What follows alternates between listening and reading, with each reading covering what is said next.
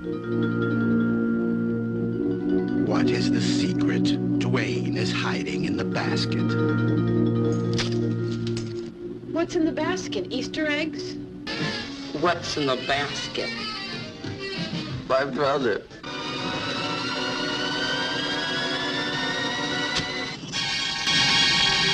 Hi, this is Gina Versa here at the Waffle Press Movie Podcast. I was told by my good friend Diego, the co-host, to kind of start this new sort of podcast, a new format, if you will. It's smaller sort of episodes we're doing on individual films people may not have seen or want to have seen, maybe so, but we're just going to talk about smaller films, just cult classics and stuff like that. And joining me on this first episode is a good friend of mine, someone I worked with on many a film, James Kondelik. How you doing? Hi there. Thank you for having me, Gene. Thank you. Yeah, you were on our first episode a while back, and it's cool Oh God, it was ages ago. Yeah, it feels like that, yeah. And, yeah, it's cool to have you back, man. Thank you. Always happy to come back and shoot the shit here. I hope I can curse. That'll happen. Yeah, Okay, sorry. We did a lot of cursing on that first episode. All right. Yeah. But yeah, man, it's been a fun, weird time since then. I don't know, when was the first podcast? It was October 2016. Oh, good God. Yeah, so it's been it was all 2 years. Yeah, it was a Halloween themed one. Yeah, it was a long time ago, man. Wow. Time flies. It does. Yeah. But the film we're going to be talking today, I was just like, I don't know, I just thought it would be good to have the guest suggest something, and you threw out a film that I heard about a few times from some horror fans. Yeah, and it was. I was like, you told me that you wanted to talk about something interesting or unique, or something kind of like not so discussed as often. I've always been fairly curious about a film called Basket Case, so I finally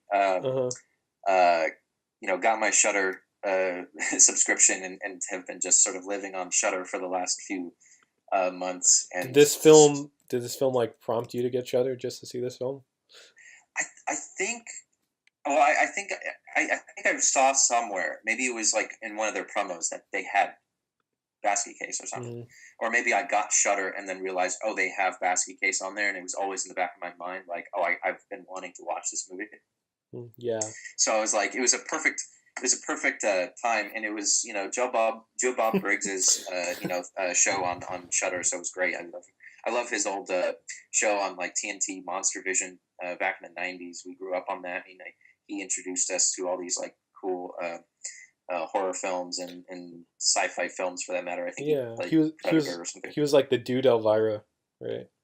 Exactly. He's like the trailer park kind of horror movie guru who would show these classic horror films and sometimes not so classic horror films that are just sort of weird. And in this case, this was one of them, the more obscure kind of ones. And he had all these. If you haven't seen Basket Case and you have Shudder, check out Basket Case on Joe Bob Briggs's The Last Drive-In. It's really good. If you want to, for that matter. If you want to have a really crazy horror experience, definitely do that. Yeah, absolutely. I mean, it was a very. I knew what Basket Case was about, so I knew what I was getting myself into. It's just, this movie was a very tiny independent movie. Yeah. But, it probably cost like, I think it was like $30,000 to make or something like that. Something like that. I know it was like shot on like 16 millimeter. I was kind of doing some research on it, so that like a very dirty, gritty. Yeah, that would indicate they barely had any money. Yeah, I mean, it was like, I think it was like early 80s or something like that. Yeah, it was 82. It was a very bizarre film. For everything that I could like prepare myself for the film, nothing could prepare me for that movie, because it was just so bizarre and so weird, and I'm like laughing, but at the same time I'm so repulsed, and I'm like, oh God, what am I watching? the tone of it kind of, I don't. Yeah, I mean the shot where he grabs his like brother by his literal balls and like holds him up. It's just like, It's very. I mean, it's kind of like Evil Dead 2-esque. I don't know if that was intentional or not. Do you think? No, I mean they were definitely like.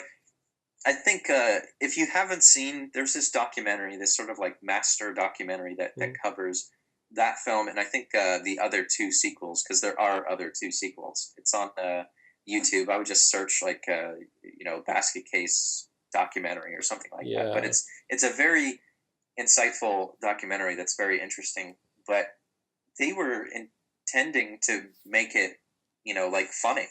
Like they wanted to make this silliest, dumbest thing they could think of, and they threw this together. And there's a bunch of friends making a movie, and they were like, "Okay, well, we'll do this movie Basket Case."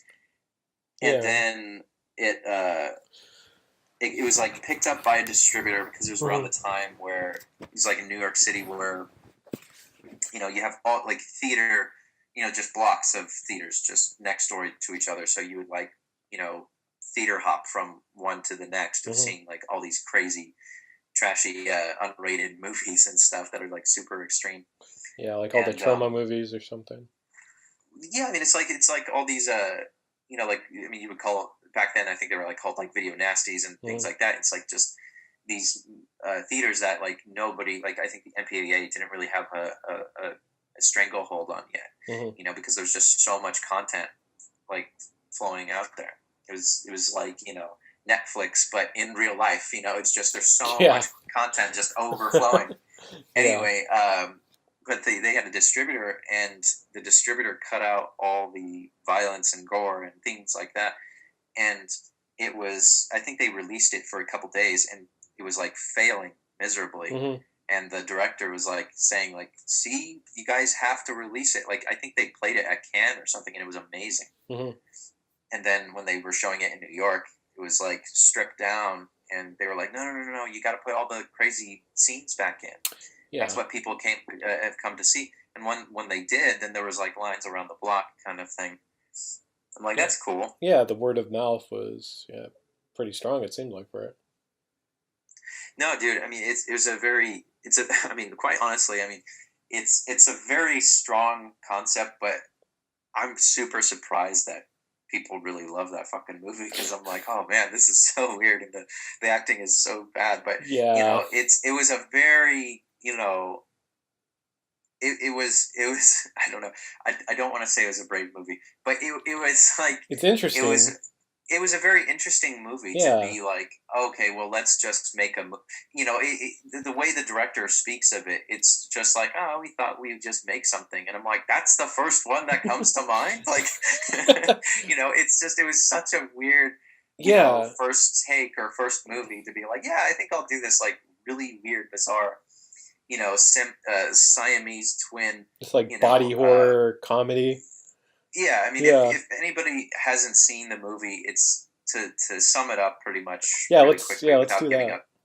Without giving it away, it's about a young man who's traveling to New York City with he has a Siamese twin brother. They were removed when they were very young, and now his Siamese twin is like, kind of deformed. He's just this sort of like little head and like a couple of little arms and stuff, just hairless little weird, he looks like the melon dude, shaped thing. He looks like the dude from Total Recall. There you go. He looks like Kuato. If Kuato was removed, that's what he sort of looks like. And if Kuato lived in a basket, like, nope. He's always carrying around this wicker basket, and everybody's like, oh, what's in the fucking basket? I'm like, man, is New York just filled with nosy ass people? I can't imagine. Could be his laundry. Yeah, it could be like, it's just like, yeah. He's always like, oh, it's my laundry. And which I would have been like, no, it's my fucking dog, leave it alone. It doesn't like people, it bites, or something. I would have something like that. My laundry. But everybody was so curious about his fucking dirty laundry basket, They were always wanting to look inside it. I'm like, oh my god. Anyway, but if you look inside the damn basket, that's bad news for you, because his Siamese twin brother is Belial, is a bit aggressive and violent, and homicidal, and and you learn about why they're going to New York, and they're on this journey to find all the doctors who separated them at a young age, and blah blah blah. Yeah, it's certainly not known for its plot. No, No. Yeah. I mean, it's like I applaud anybody who gets through that movie, but Yeah. you I know, we mean, watched it. you, My girlfriend loves it. so yeah, so you were watching it for the first time. Girlfriend was like, how was the reaction? Let's compare experiences. I mean, my reaction was like, I mean, I don't recommend watching the movie when you're eating, and I don't get grossed out very easy. Yeah. But it's like it was a weird mixture of me laughing at how absurd, but just like I said earlier, it was like a bit repulsive. I'm like, oh my god, what is going on in this movie? Like, I think the thing that bothered me the most was well, I mean, Belial just looks gross. Yeah, but the sounds and everything, like the sound designer, whoever did it, did a really good job. But like the sounds he makes and stuff, where he's just like constantly just like groaning or screaming or screeching and stuff. I'm like, what is with this dude? So yeah, it was pretty interesting, pretty weird. So I was watching this just in the main room of my apartment. My roommates were going in and out. And like everyone was like, "What are you watching?" It's like, "I'm watching this horror film called Basket Case for a podcast." And like I think people would stay for like a minute, and like no one stayed the whole movie. And people were just like not watching this, just walking out of it. And I was kind of like I was just I was captivated by it because it's like, oh my god, like what is this movie? And I was kind of like Insta storying it, just like filming it for people and just like kind of poking fun at it. Like the scene where I love the scene. I mean, kind of love and grossed out by the scene where it's like he grabs him by the nuts and like throws him out the building or whatever. It was great. I mean, I thought, I'm like, oh man, how crazy is this movie going to get? Yeah. And this guy just lifted him up. I mean, that's amazing. Yeah, and I think I texted you after like a GIF of like I think it was like Krusty, like what the hell was that? Because exactly. It just has to be watched to experienced. And I would make the point to say this is a very good midnight movie where absolutely. It needs to be experienced in a crowd. Because I was watching the first Evil Dead for the first time in like a theater on Halloween, and that movie plays like so well to a group of people, just like watching it, where everyone had it out for Scotty, and the scene where I think like Ash tells them like, "Oh, we're gonna make it Scotty," everyone just like burst out laughing.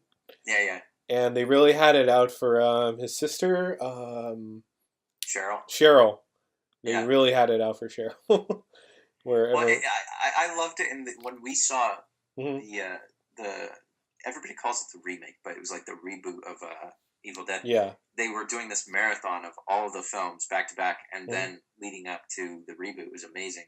It was a long endeavor, but it was amazing because it was just a giant crowd, and that was like the same reaction. Like everybody, like when Scotty is constantly like berating Cheryl, like when the cellar door flips up, they're like, maybe it was an animal or something like that.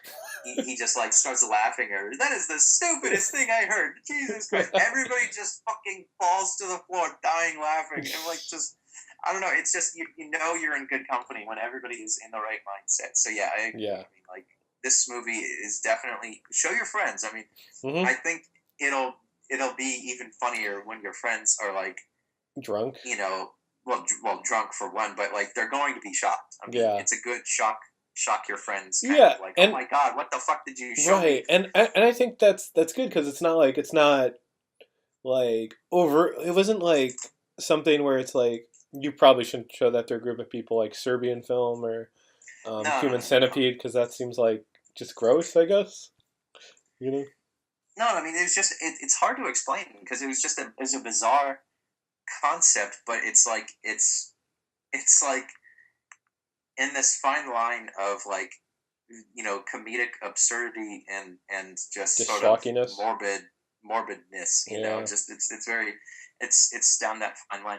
But I mean, obviously, it's a cult classic. It spawned two other sequels following it, which were, again, if you watch the documentary, I mean, they were like even more bizarre because they went in a completely different direction. Like the first one was more straight, I guess, horror, I guess you would call it, but the second and third one were more comedic. Yeah. And everything. I mean, the third one had a fucking musical number and everything. Did it? You know, Okay. it was just super bizarre. And in the second and third one, they have like a whole community of freaks and stuff that the spoiler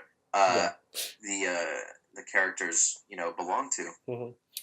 Yeah. So, I mean, it's certainly very interesting. Yeah. Let's talk a little bit about the special effects, especially for the low budget. I felt the stop motion. I mean, I like the look of it for that type of film, but I thought it was very well done for the budget they had. All the effects that they managed to put together. I mean, I think it adds to the charm. I mean, people say that a lot. Like, it adds to the charm. Mm-hmm. I mean, I think the stop motion in like Evil Dead was actually, you know, as primitive as it was, it's like it was damn fucking flawless. This wasn't, you know, not knocking the filmmakers and everything, because I know this was like a real passion project for them. Mm-hmm. But I mean, they were even saying like that they were like, you know, I think the director or somebody was having to do the stop motion himself, and eventually he got lazy. He was just like, oh my god, I realized how fucking slow this is. So he's like, he was like saying that he was just sort of moving it around. Like at some point, he's just sort of kicking the thing around and just being like, you know, whatever. He's like, good enough. So, but you know, it just because it's so interesting to see. It's like, okay, well, we see all these POVs of this little guy running around, and he doesn't have any legs, and then to actually pop out to like a wider shot and see this little fucking guy sort of crawling around and stuff. I'm like, oh my god, yes, thank you, God, that was so fucking, it's so great. I mean, it's so silly and so stupid, but it was it was perfect for the time. And I don't know, it's always, again, I mean, they were pretty young. They were all pretty young. I can't remember how old they were, but they were all. It was like their first film and stuff, and I mean, you it's certainly ambitious to say the least. I mean, you certainly have been there. Yeah. It's constantly, well, it's always fun to hear the limitations and everything that they had. I actually really enjoyed the what was it, the saw blade or something that split the dude in half. Holy shit! Yeah, I love that like kill, because it's just like it's so comedic where like one of his legs just falls and then the other one falls. Yeah, I mean, that was great. I'm like, oh my god, okay, that's the best. That was my favorite bit of the movie. I mean, everybody would probably suggest that their favorite bit is when Belial is, you know, well, spoiler alert, 1, 2, 3, spoils. Okay, yes. And when Belial is banging the love interest, and killing her, it's like, oh, what the fuck am I watching? Yeah, I was gonna bring it up. Like, there was some weird, like, I don't know, like Freudian ideas, I guess, in this movie. It's like sexual imagery, not sexual, like, I don't know, thoughts or something. Where it was really odd, that scene. Was that was something. Yeah, I mean, it was. I don't know what the filmmakers were trying to say or anything, or if there really was in Freudian, you know, ideas or themes there, but it was very, very bizarre. Again, like this, it just really makes me think. Like, I you know, in their documentaries and stuff where they talk about making a movie, they never really go into the reason why they made that movie, like why this one, why that story, like, or anything. They just talk about what they were making. But, you know, we were talking about special effects. I was going to say, I didn't know this until I saw the documentary, but that hallway of the hotel, it wasn't a real hallway. It was like the walls were canvas. Oh. And I'm like, no shit. Like, they just put up canvas and made it's a hotel. Hallway. Yeah. And I'm like, wow, you never would have been able to tell. I mean, I guess one of the perks of shooting on, you know, 16 millimeter back then, and whatever film stock they had, but it was just, it totally, I totally bought it. You know, it looked like a shitty little hotel. Like, okay. Yeah. But it was very interesting. I mean, there's that. I mean, aside from all the gore and kills and things like that. I mean, it's so great. There's a bit where the two Siamese twins are getting surgically separated, and that flashback was something. there was like this like meat or something hanging down from the deformed little Siamese twin, and I can't remember what they said it was. It was like hamburger or something like that, and it just like was dripping.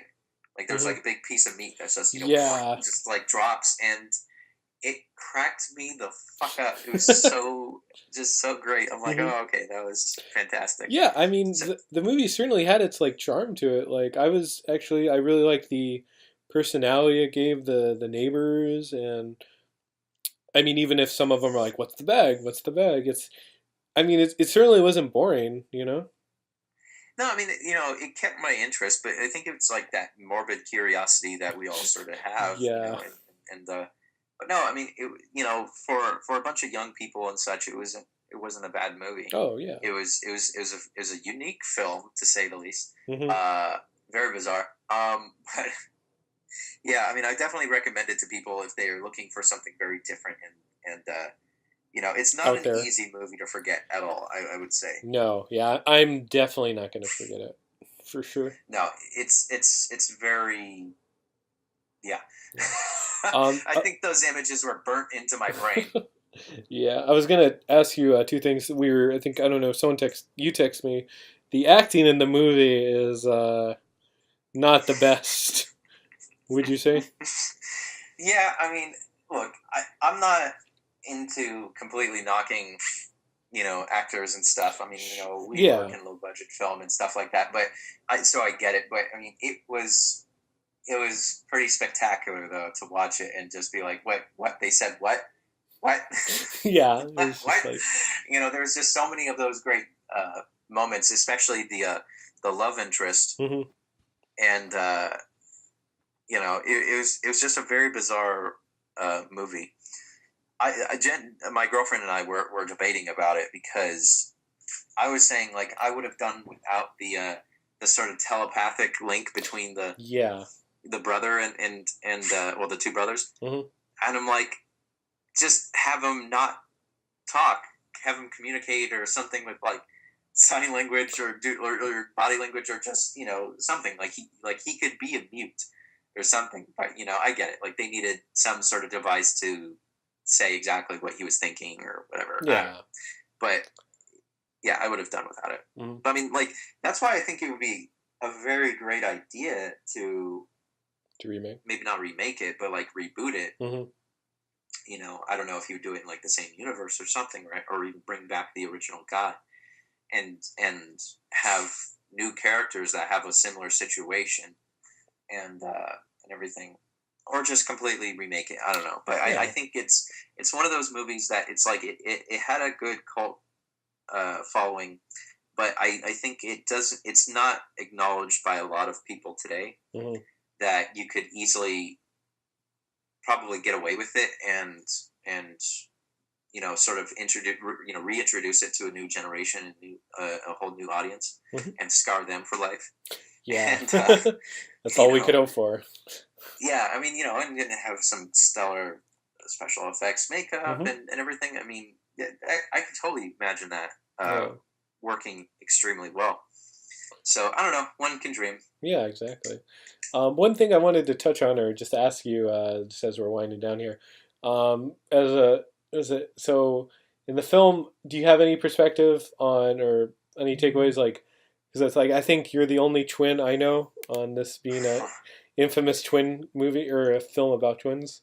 Sure. No, I mean, it touches on things of, jealousy and things like that, abandonment and dependency and, things that a lot of twins or siblings feel when they live together their whole lives and stuff like that. So I think everybody can relate to those things. So I think those themes will, like, even if you were to do a remake or anything, I think those themes are very timeless, and you can play with those or even go further than that.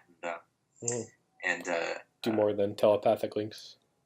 yeah, or something. I don't know. I don't know about telepathic links, but well, I mean, there's people do believe that there is this sort of unspoken shorthand or thing with twins where they share thoughts and stuff. I Like mean, my mind brother melding? and I certainly. Mhm. Well, I mean, not like mind reading, but it's like definitely like finishing each other's sentences, Mhm. or it's like John, my brother, and I we would call each other, and we were like literally about to pick up the phone and call the other one with the same news or with the same idea or with the same thought or whatever. Mhm. It might be coincidence, I don't know, but we do it all the time. I can look at him; he knows what I'm talking about. So I think it's just a shorthand that we know how we respond and we can anticipate each other's moves and stuff like that. So it was so I mean there's that. So I mean it's but I think it was all the right ways. Yeah. that a good horror movie should do.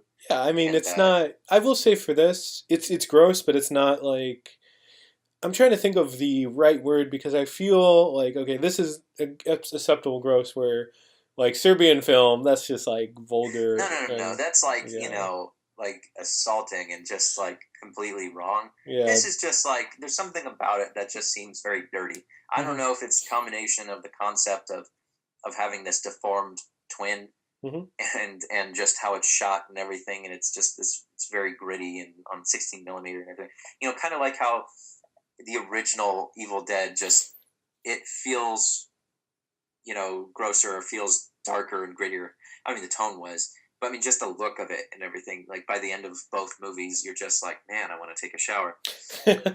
Yeah. But like, not in like, it's not going to ruin your life, like Serbian film or what have you. Yeah. But yeah, so we recommend it. I mean, it's a funny movie. It has it. I mean, if you dig that kind of thing, it has crazy, weird kills and stuff that are humorous and stuff. It's almost like. I would almost compare it to like Peter Jackson kind of like violence, Bad where it's Taste. just so over the top. That's probably how. I mean, would you say that's about accurate? Yeah, I would say I would say it's accurate, like Bad Taste or Meet the Fraggles.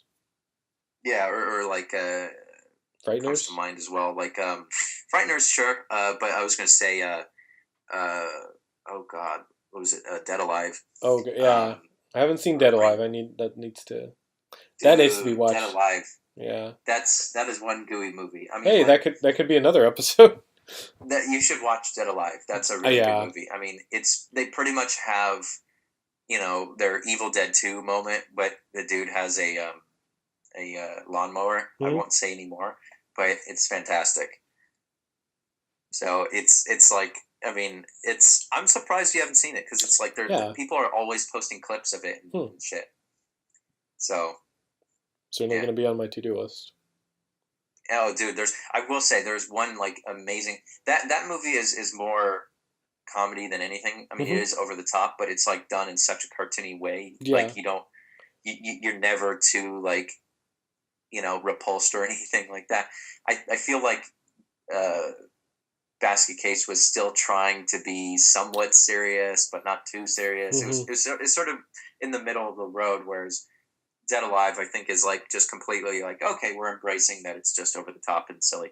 Yeah. But like there's a moment where these zombies were ripping this dude open and ripping out this dude's rib cage as he's still alive, and he's like, no, and he's like pulling back on his rib cage that's now outside of his own body, and he's doing like a tug of war with these zombies of like with his rib cage, and I'm like, this is an amazing movie.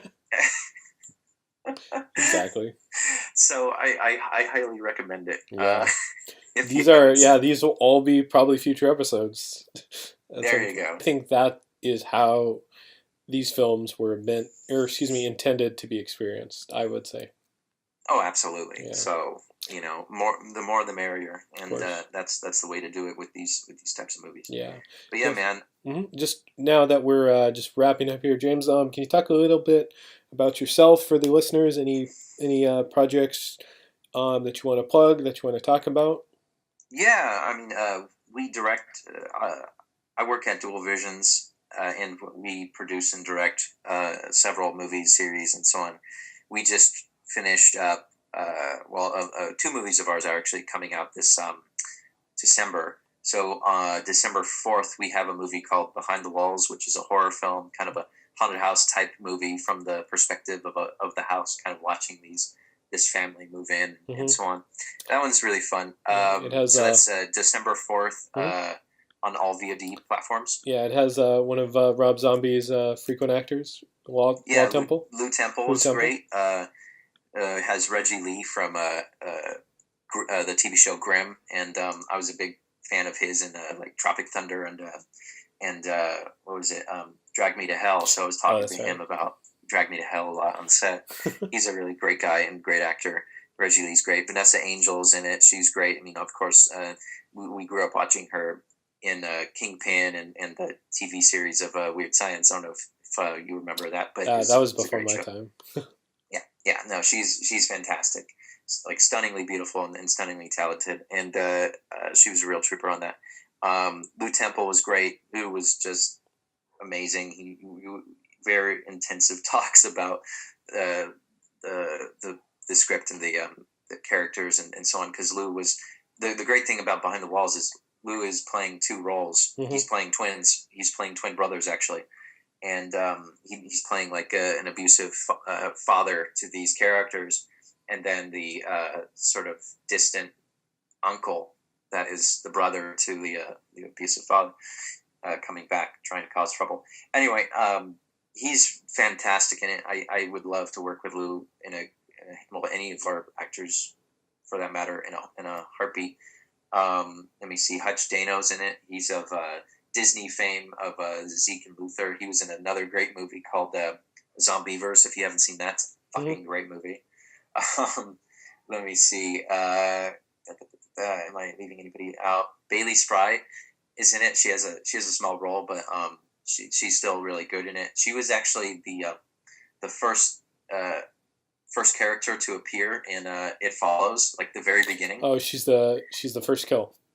Yeah. So awesome. That was just such a fun fact to learn. Be like, oh, Bailey. Like when we saw the movie, we're like, oh, hey, that's cool. It was great. Yeah. So and we have a couple great kids that are in our movie as well. And but yeah, I everybody check that out on iTunes. Let me see, Google Play, what is it, Amazon, Vudu, I don't know, whatever you kids are watching digitally these days. It should be out December 4th, Behind the Walls. And then we have one more movie coming out December 18th called HORNET. That's one we just did for the asylum. It was kind of a last minute emergency movie. It's like, oh, we need a movie out by December, so we put it together and put it together within like 2 months. It was pretty intense. But it was their answer to Bumblebee and HORNET Bumblebee. Yeah. And so yeah, it's an interesting movie. I've never done. It was our first time doing found footage, so it's a found footage sci-fi robot alien movie. So yeah, check that one out. That one's fun as well. Yeah, it certainly sounds another great team. Very asylum-y. It's hopefully it's better than the average asylum film, but I think everybody says that. So I don't know. It was a great sprint of efforts on everybody's parts. The actors really killed themselves on making the movie. I mean, I think we had like 20-page days or something like that. It was insane. Yeah. All of us were just miserable. All of us at some point or another were getting hurt and just things like that. Yeah. So it's like, all right, we're all killing ourselves for this movie. So hopefully somebody out there likes it, right? And appreciates it. Yeah, we're both asylum alums, so yeah, I know that pain, that tiredness. Yeah, but but yeah, that should be out December 18th as well on VOD and so on. I think DVD as well. So I don't know. Those are the two that everybody should check out. Cool. So we did another one called Snake Out of Compton. That's already out. So check those out. Mm-hmm. For sure. And cool. Yeah, I hope listeners too. James, thanks for joining us today for this first episode. Hopefully there'll be many more to come. I would be glad to have you back at some point on one of them. And just please follow Waffle Press on Twitter, Facebook. Please like and subscribe. And we've been Professionally Unprofessional. Thank you for listening. Thank you, Gene. Thanks, guys.